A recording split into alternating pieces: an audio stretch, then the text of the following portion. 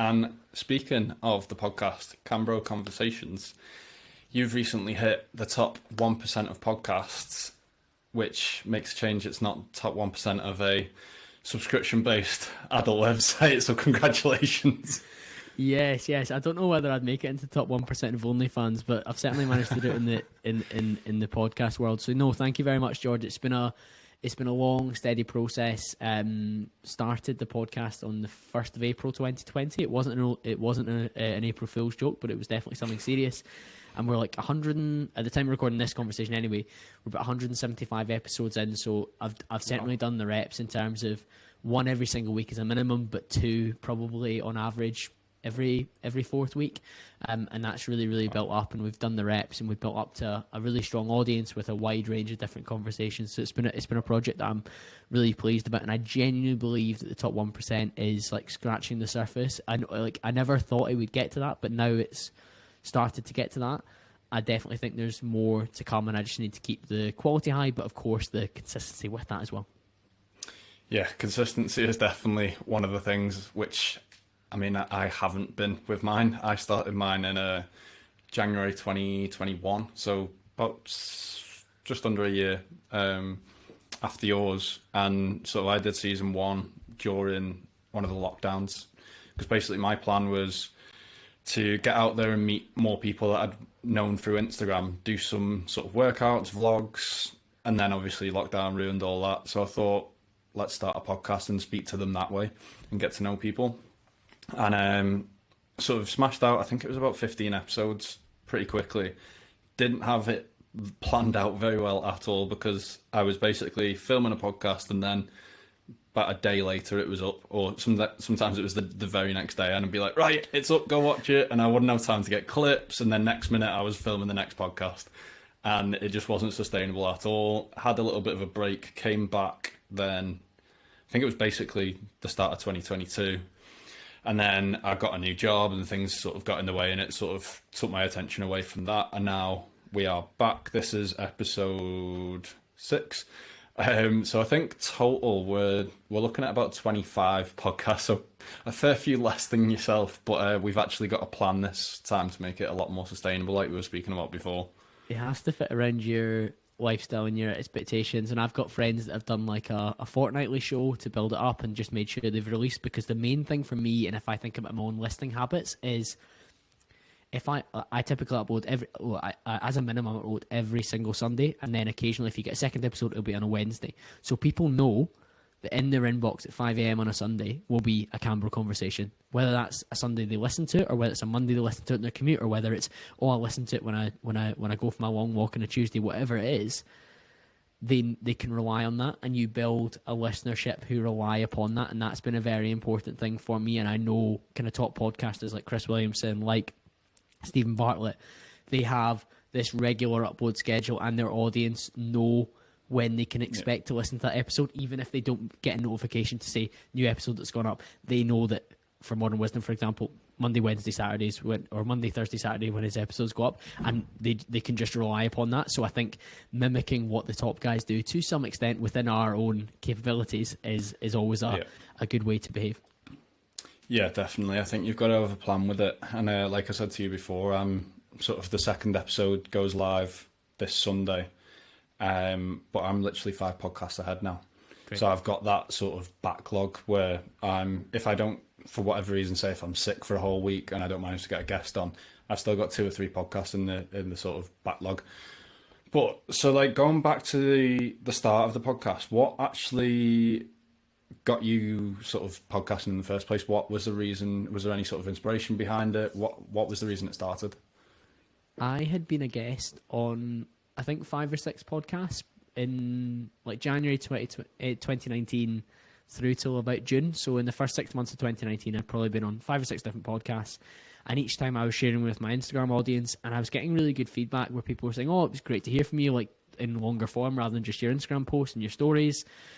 Would you consider doing your own? And the answer was yes. I definitely thought that I had potential to do that.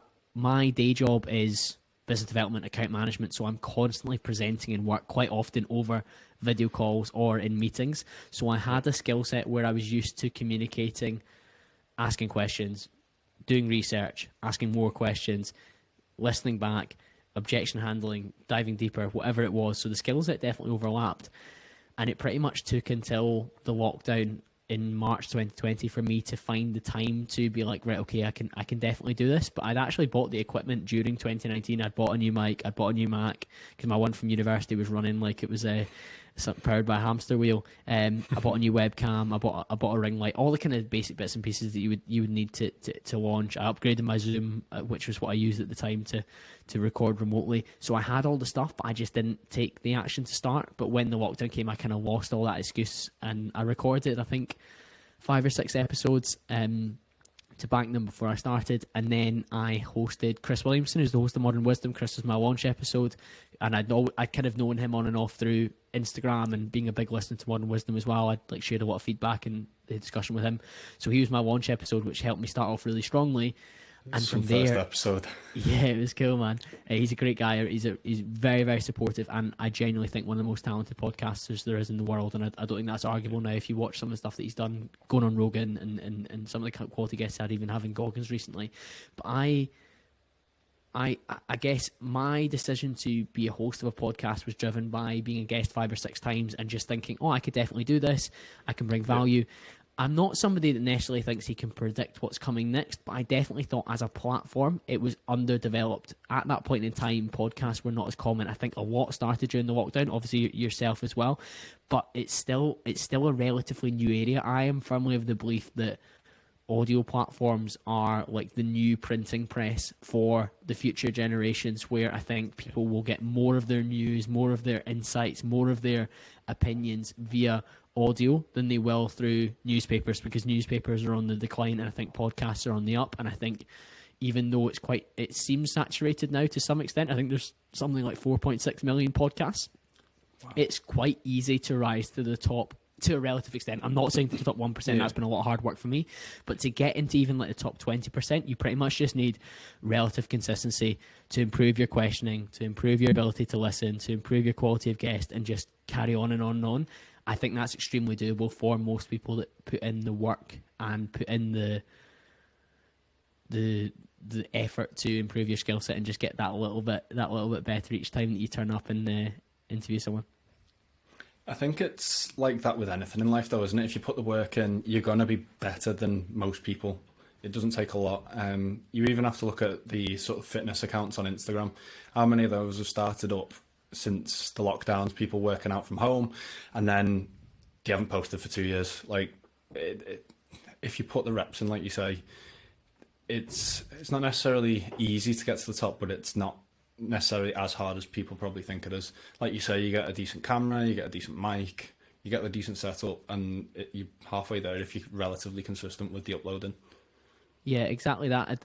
One of the big things that I've definitely discovered is just like making sure the quality improves over time. So some people obsess over like what logo am I going to have, what camera I'm going to use, what mic I'm going to have. So like those are like entry points, but actually recording 15, 20, 30, 40, 50, 60, 100 episodes, that's when you really start to notice, oh wow, like there's some episodes I listen back to that are early on where I was like trying to like find out how I could improve, and I'm like, okay, I actually performed quite well on that one. And then there's others I listen back to, I'm like, oh Colin, like my questions were too long, they were too convoluted, or my questions were too short, they weren't detailed enough, whatever it was. There's lots of different mistakes that I made, but each of those mistakes and those reps that I did, I've managed to learn from. And I think like anything, you can apply that. So like in the same way, when I listened back to like different cold calls that I'd made in work when I was trying to win a new client or get a new meeting, I realized quite quickly there was elements that I could improve that. So I just applied that to the podcast as well. And it's just taken time to become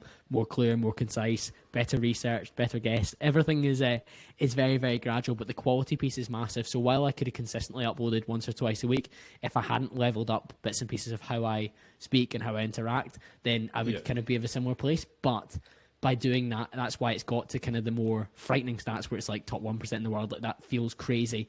But I definitely think with just consistency, I could be like top 20%, but by improving the quality, it's been able to go to that next kind of stratosphere.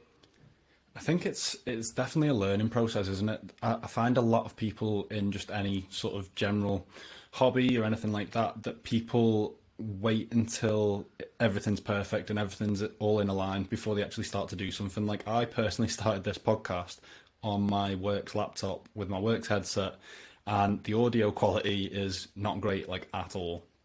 Now I'm on like a Blue Yeti mic. Yourself, you're on is it a Shure?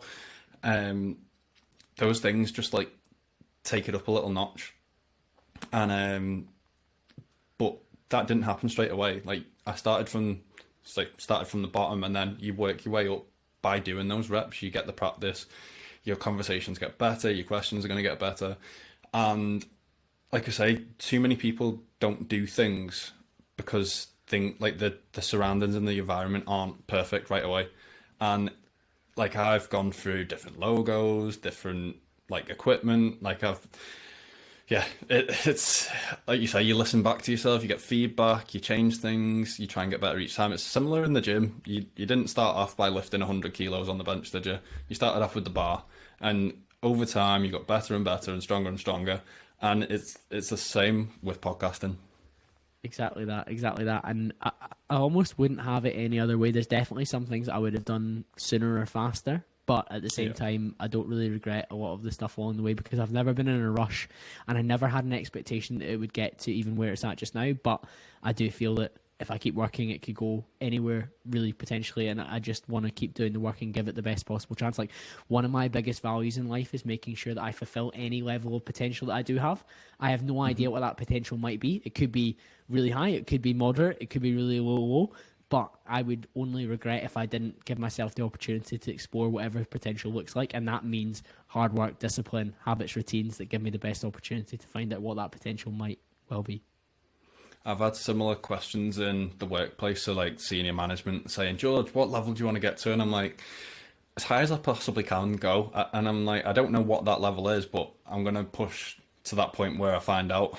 And it's very similar with yourself with the podcast, and with the gym, with anything. Like, if you're not fulfilling that potential, then I imagine for yourself as well that it's almost wasted if you're not sort of tapping into that. Yeah, you'd feel a level of disappointment, and you don't want to be somebody that has a lot of regrets when they're older and they're looking back. Because a lot of the time when you speak to people who are on the deathbed, and there's a lady called Bronnie Ware that I'm trying to get on the podcast who wrote a book called Regrets of the Dying, and I'm going back and forth with her publisher at the moment, so we'll see if I can make it happen. Maybe by the time this comes out, I've got it booked. But she interviewed all these people that were on their deathbed, and effectively their main regrets are just not doing the things that they said they were going to do, not spending time with their family, not exploring their curiosities. So if one of your curiosities, like mine, is to find out what I'm capable of and what might be possible if I put in the effort, then best believe I'm going to try and do that. Yeah, definitely. It's better to give it a go and fail than to not try and never find out. So with that being said, what is the actual goal with your podcast? Do you have a sort of idea of where you want it to get to? Do you want to potentially do it full time and take away the day job to then potentially be a full-time content creator? What is the sort of end goal, if there is one?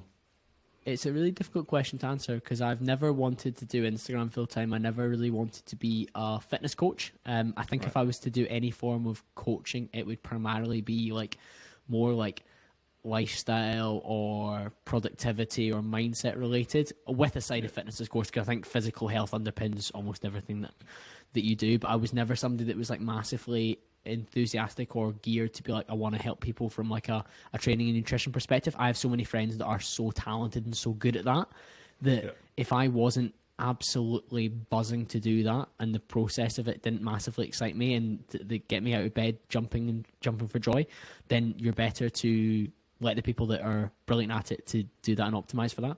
So I never necessarily thought I would be like a full-time Instagram content creator. The podcast has been incredible and incredibly rewarding. It's growing to an incredible extent, as we've said, and it's growing to a really good place. But fiscally, I've not necessarily pushed it massively. Pretty much all the sponsorship money that I get from the podcast is reinvested back into studio time with guests that aren't based remotely. It's reinvested into clip creation through an editor. It's reinvested into software and equipment. I am quite happy for it to be borderline cost neutral and not be a financial outlet for me, because in my day job, touch wood, I'm fortunate to earn a good salary and good bonus and good commission, and to fiscally be in a really good position with my lifestyle.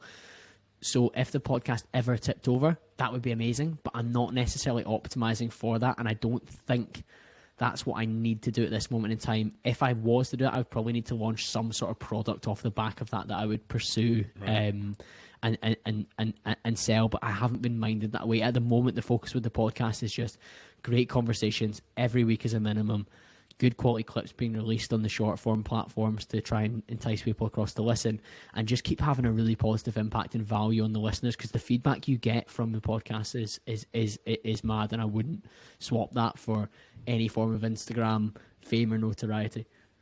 I think that keeps it very genuine as well.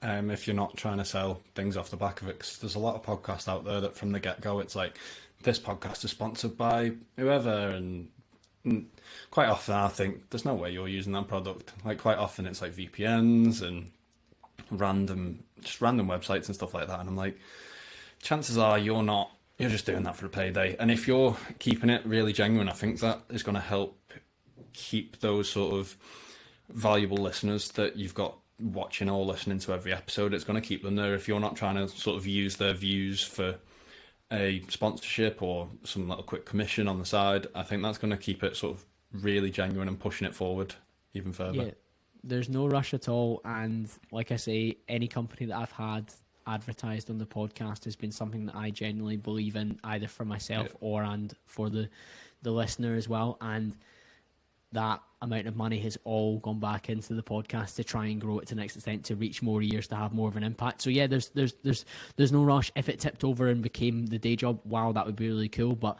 it's not even in the 5-year plan at the moment. I don't see how that would happen. If it does happen and we look back on this and laugh, amazing, great. As long as the podcast is still within my value set, then if it became the day job, that'd be incredible, wouldn't it?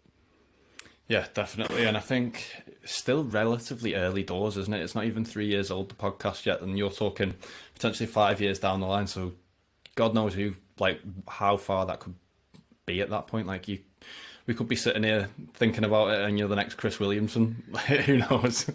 Yeah, we'll see. Chris shared some mad stats the other day where he said the podcast was virtually invisible for the first 3 years. Now, yeah, virtually invisible is like, I would say, I think he was getting like 15 to 20,000 downloads per month, which is still a lot, and it probably would have put him in the top 1% in the world. But when it's compared to like 140 million downloads, which he has now, that's why it seemed virtually invisible, because it was banging away, just chipping away, building quality, doing the reps. His ability was getting better and better and better, and now it's because he's getting the level of guests he's getting, and he's got the archive. And that's something that I've definitely noticed myself. Like, when I have an episode that goes crazy, so I had Rob Lipsett on the podcast, and my audience are quite fitness interested, and most of them will have heard of Rob Lipsett. So the episode went genuinely mental. I think it's number 5 I'm almost downloaded, but it's not been out as long as the other 4 that are up there. Yeah. But my back archive went mad as well, because people listened to Rob, they enjoyed the episode, they enjoyed the style, they enjoyed how it was hosted, and they were listening to all the ones that were in the archive as well. So there is a lot of value in having 170 odd other episodes. When you release a banger that people are like, oh, that's cool, they then go back and listen to all the other ones too, which compounds and adds, and the show just grows and grows and grows from there. Yeah, exactly. Just because someone didn't see something 2 years ago doesn't mean they're not going to see it maybe another 2 years down the line. Just like you say, if one absolutely slaps, then the chances of them going to watch another episode is probably quite likely. Yeah, it's huge. It's huge. Like, I know myself and my listening habits. If I find a new podcast and I like the host, I'll go and look at what else is there and maybe what other guests I recognise or what other topics I'm particularly interested in, and that's just how you've got to approach it as well as a host too, and just make sure that you've got an archive that's interesting enough. And I certainly know that there's episodes from like a year and a half, 2 years ago that maybe I feel are like underplayed for like the quality of episode it is, but now that the audience is bigger, they're going back and listening to it, and you're like, wow, that's crazy. The work that I did back then is now is paying off again, which is a really cool feeling, George. Yeah, and speaking of other topics, a big one at the moment is sort of elective sobriety, especially in our sort of age, around the sort of 20 to 30-year-old range. It's becoming a lot more popular, not necessarily because people have got an issue or problem with alcohol. It's coming down to actually wanting to be more productive, potentially on a weekend, and using that time to fuel hobbies and things like that. Yeah, it's definitely something I've lent into on a personal basis, and I've seen huge benefits from. Because one of the questions you were asking me earlier was like, how do you fit it all in when it comes to progressing in a corporate career? And now at director level within the company, which is really exciting. I have the podcast, I have my own fitness and health nutrition, but also on the side, of course, you have to be social. I play golf, I watch my football team, I have a lot of friendships that I keep up as well. One of the big things has been the removal of some stuff. So I was talking about removing maybe unnecessary screen time from your day. I basically don't drink alcohol apart from a handful of times when I choose to. So I went around, I would say, it was just under 1,000 days. I didn't drink from October 2019, which was my 26th birthday, through until June 2022. So that was a long time without drinking at all. During that time, I built the podcast massively. I progressed my career massively. And I not that I ever had, and this is an important point as well, like you said, alcohol is the only drug that if you don't take it, people assume you have a problem. Yeah. I've never had a problem with alcohol. I don't have a history of alcoholism in my family either, which I think is important. But I do know that I'm less productive when I've been drinking. I'm more likely to cheat on my diet. I'm more likely to feel a little bit of anxiety or nerves. I'm less likely to do the things that I said I'm going to do. I'm going to have less money. I'm going to have less calories to assign to other things as well. So for me, having a period of sustained break from it and dipping in and out when I choose to is massively important. So after I broke my sobriety in June 2022, I then drank a further 3 times in the year. I drank for my friend's 30th in August, and then I drank twice when I was in Dubai on holiday as well. And both those times when I was on holiday, it just felt like it was going to add to the experience. As you can probably tell from a podcast like this and like my day job that I do, I'm quite an extroverted person, so I'd go to lots of social events and I don't feel out of place by not having alcohol. Yeah.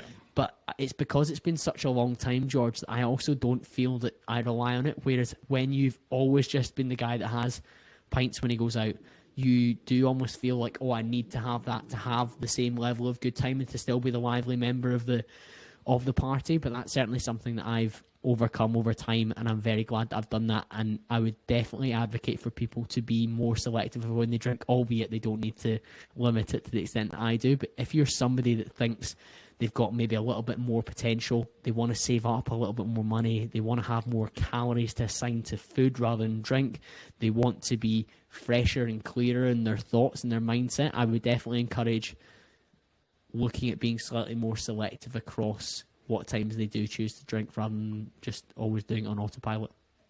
Yeah, I think it's what you said is like it is one of those things that you are more judged if you don't do it. And I think it's because it's so deeply rooted in our sort of society in the UK that basically you work Monday to Friday, by 5 o'clock you've got a pint in your hand. And then it is a massive sort of hindrance on your productivity. I find it affects my sleep more than anything. I don't tend to get hangovers. I just, like, say if I've been on a night out, I'll wake up absolutely shattered the day after. And like you say, like with us doing so much outside of our day jobs, there's only so much time that you've got to actually get things done. And if you're spending, say, your Saturday or Sundays chilling, hanging around because you can't be asked doing anything because you've had a night out the night before, then that backlog of work that you should have got done on the Saturday or Sunday now moves on to Monday and then Tuesday, and then it's just a continuous cycle. And it's something that I'm definitely trying to get a lot more selective with in terms of choosing when to drink and potentially how much as well. It's becoming a lot more common to opt out, and while I say people still do assume maybe you've got a problem where you're an alcoholic or you're somebody that physically cannot drink, I think there's a little bit less stigma, and I think Gen Z in particular are actually drinking far less than any generation that's come before it, which is quite interesting to see. Like, a lot of universities are doing more non-alcohol related activities for Freshers Week, for ingratiating students, because a lot of younger students are just deciding to opt out, and that's not even from like religious or cultural perspectives, it's just through choice. And I think that's great as long as people use that time that they've freed up really wisely, and I certainly think that's something I benefited from by using that time and just feeling so much more level, because the elephant in the room is that alcohol is an element of a depressant. And if you look at the mental health crisis that we do have, a lot of people that are feeling down, maybe are giving themselves an element of anxiety with a hangover. Like, it's called hangxiety, isn't it? People are just really rough on their hangover, and they're thinking about, God, what did I say? What did I do? What have I not done in terms of the tasks that are looming over them on the to-do list? So yeah, I'm a huge fan of choosing to opt out, and I would definitely say if somebody was looking to start, I would say give yourself 60 days. I think there's a lot of like sober Octobers and dry Januaries, but when you're doing these things, a lot of people maybe like shut themselves away and go like hermit mode, and they like moan about, oh, I can't wait for dry January to go over. And I'm thinking, yeah, of course, because you've chosen not to go out and you've done really boring stuff. You've like just sat in and watched a film on a Saturday. And don't get me wrong, sometimes that's great, but if you do that every weekend, of course you're going to miss the highs of socialising with your friends and having fun. Especially if that's something that you were doing on the regular anyway. So like if you're constantly going out every weekend and then all of a sudden you stop, it almost becomes a craving. And I see a lot of people, as soon as February hits, it's just harder than ever, and they get back into the swing of things every Friday or Saturday.